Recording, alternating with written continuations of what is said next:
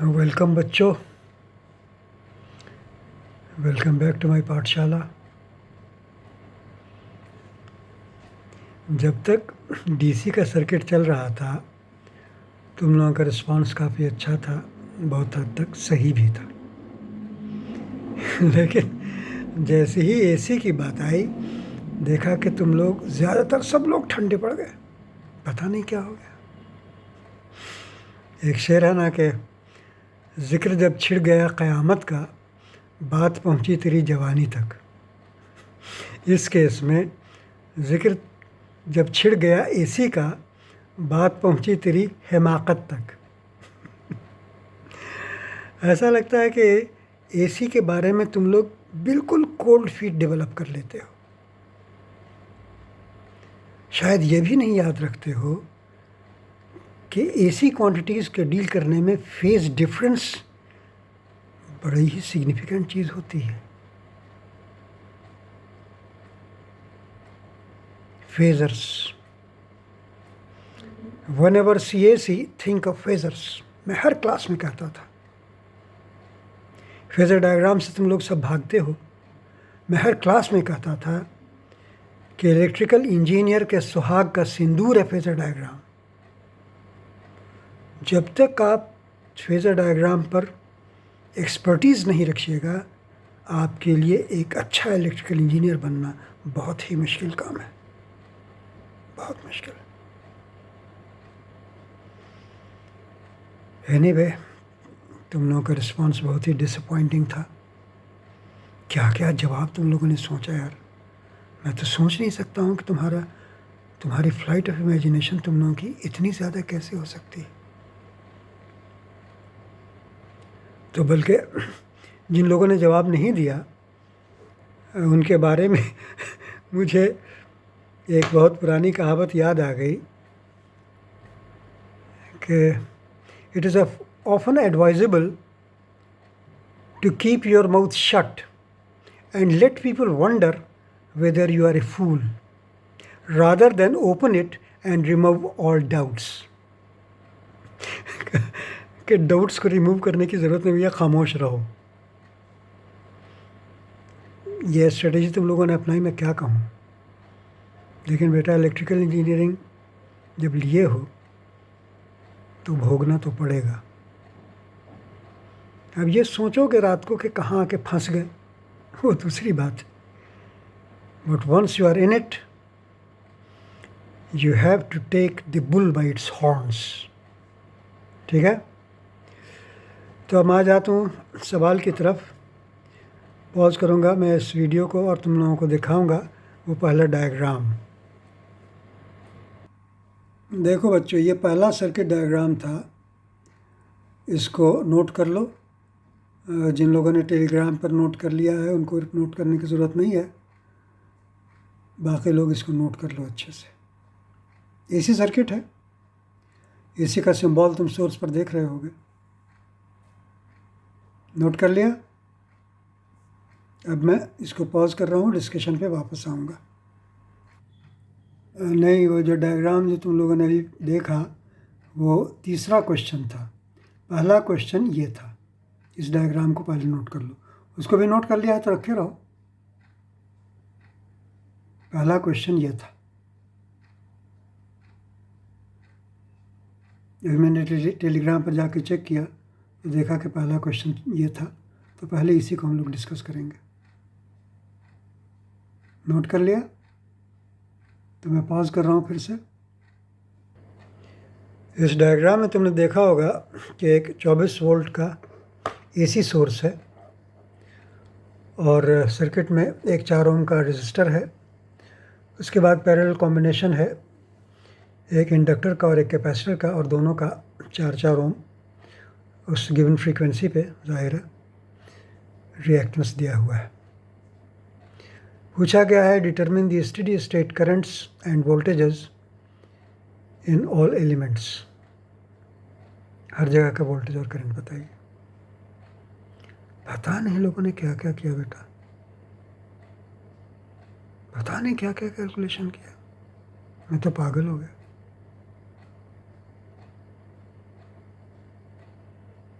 Parallel resonance नहीं पढ़ा था। इंडक्टर और कैपेसिटर सेम रिएक्टेंसेस के जब पैरेलल में हो जाएं तो टैंक सर्किट बन जाता है। पैरेलल रेजोनेंस, दोनों इक्वल करंट लेंगे, लेकिन एक 90 डिग्री से लैग करेगा, एक 90 डिग्री से लीड करेगा। अपने करंट से 90 डिग्री से एक लैग करेगा और एक 90 डिग्री से लीड करेगा। वो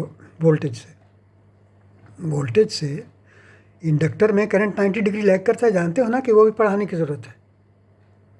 पढ़ाने की ज़रूरत है तो बोलो, फिर उस पर एक अलग सी क्लास ले लेंगे, एक अलग सी वीडियो बनाएंगे। अब तुम लोग किस लेवल तक ले जाओगे हमको नहीं पता है। कैपेसिटर में जो करंट फ्लो करता है एसी, वो अपने वोल्टेज से 90 डिग्री लीड करता है, इंडक्टर में लैग करता है। अब ज़ाहिर रिएक्टेंस बराबर है और वोल्टेज कॉमन है, तो एक जो इंडक्टिव करंट है वो 90 डिग्री लैग कर रहा होगा और कैपेसिटिव करंट 90 डिग्री लीड कर रहा होगा। तो फेज़र सम ज़ीरो हो गया ना जी। तो जंक्शन पर करंट ज़ीरो हो गया। जब करंट जंक्शन ही पर ज़ीरो हो गया तो पूरे सर्किट में ज़ीरो हो गया। तो ऑब्वियसली 24 वोल्ट जो तुमने अप्लाई किया था उसमें से 0 वोल्ट तो ड्रॉप हुआ रेजिस्टर के अक्रॉस, इसलिए कोई करंट था ही नहीं। तो ये पूरा का पूरा 24 वोल्ट तुम्हारे उस पैरेलल कॉम्बिनेशन के अगेंस्ट है। अब ये सोचो, जब वो 24 वोल्ट उस पैरेलल कॉम्बिनेशन के अगेंस्ट है तो 6 एम्पियर इंडक्टर में और 6 एम्पियर कैपेसिटर में फ्लो करेगा कि नहीं? दोनों में 6 एम्पियर फ्लो करेगा। फ़र्क क्या होगा? इंडक्टर का 90 डिग्री से लैग करेगा उस कॉमन वोल्टेज 24 वोल्ट से, और कैपेसिटर का 90 डिग्री से लीड करेगा। सम ज़ीरो होगा। फेज़र डायग्राम बनाने की कोशिश करना, बाद में बात करूँगा मैं। तुम लोगों ने क्या किया है,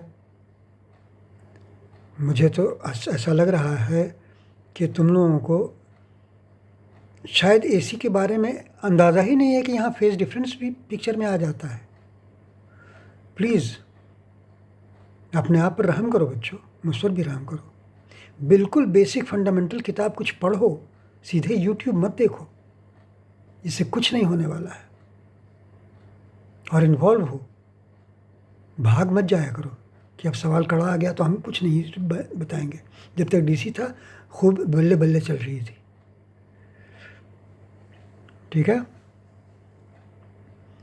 तो इसके बारे में मुझे इतना ही कहना था। अब मैं दूसरे डायग्राम पर आने वाला हूँ। तुमको कुछ अकल आ गई होगी, इसलिए मेरे ख्याल में अब तुमको समझने में आसानी होगी। थोड़ी देर में पॉज कर रहा हूँ इसको।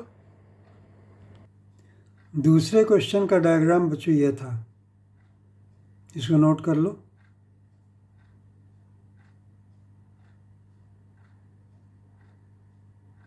वीडियो को पॉज करके बाद में भी नोट कर सकते हो, कोई लाइव सेशन तो चल नहीं रहा। अब मैं इसके डिस्कशन की तरफ आऊँगा, इसलिए अब इसको मैं पॉज कर रहा हूँ। ये सर्किट तो बहुत सिंपल था बच्चों। एक रेजिस्टर और एक कैपेसिटर सीरीज़ में था। एक वोल्टेज सोर्स सप्लाई कर रहा था इसको, और तुमसे पूछा था कि सोर्स वोल्टेज क्या होगा। अब अकल आ गई हो तुम लोगों को। Whenever see AC, think of phasors। देखो करंट यहाँ कॉमन है, उस करंट से जो वोल्टेज ड्रॉप रेजिस्टर का है वो उस करंट के फेज़ में होगा, 150 वोल्ट।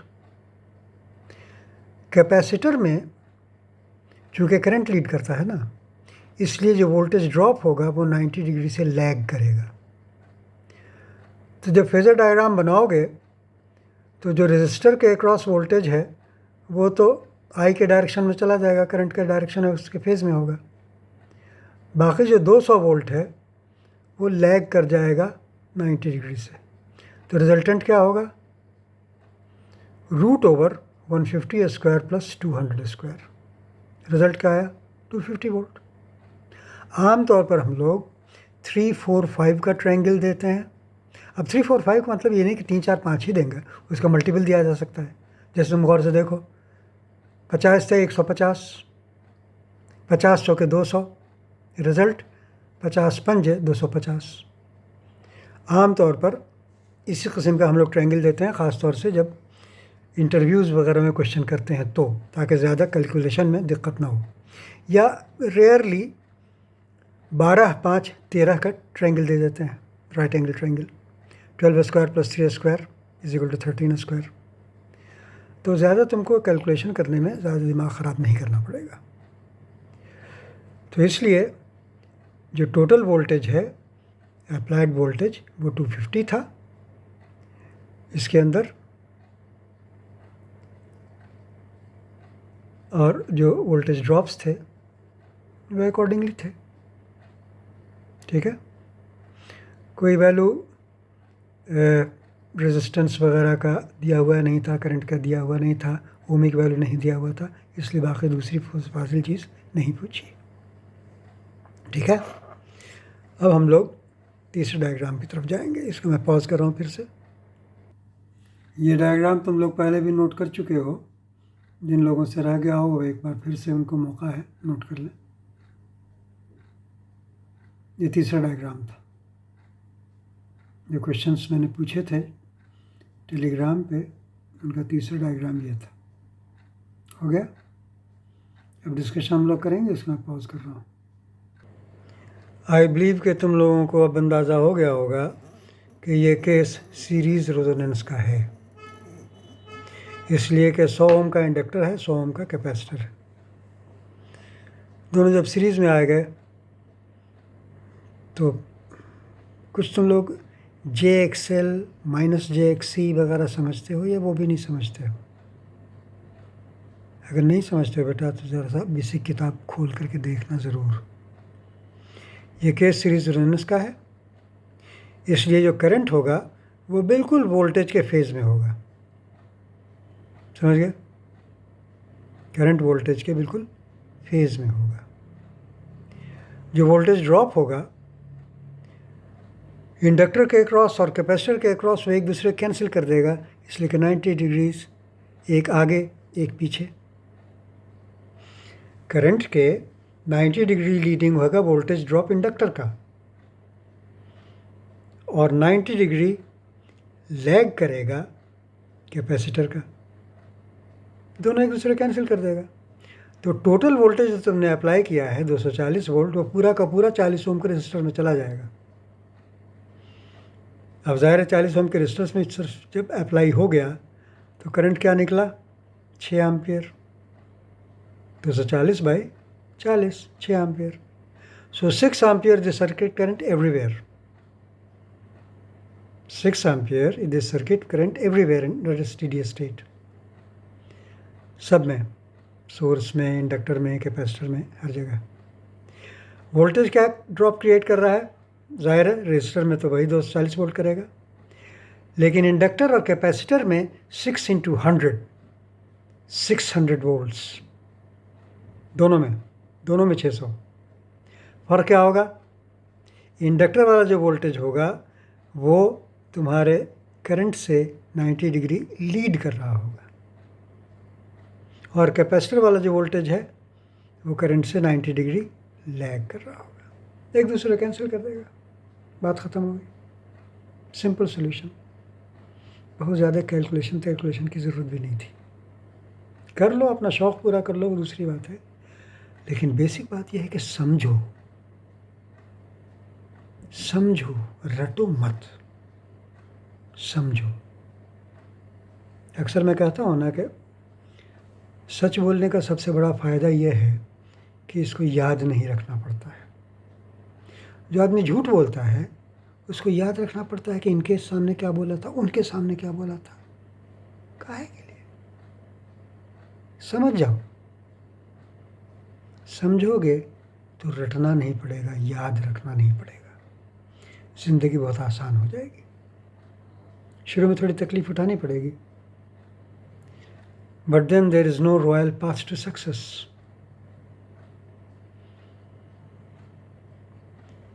आपको you have to take the rough with the smooth. ज़िंदगी ऐसे ही चलती है बेटा। यहाँ किसी को मुकम्मल जहाँ नहीं मिलता, कभी ज़मीन तो कभी आसमां नहीं मिलता। एनीवे, अब इस वीडियो को मैं समेट देता हूँ।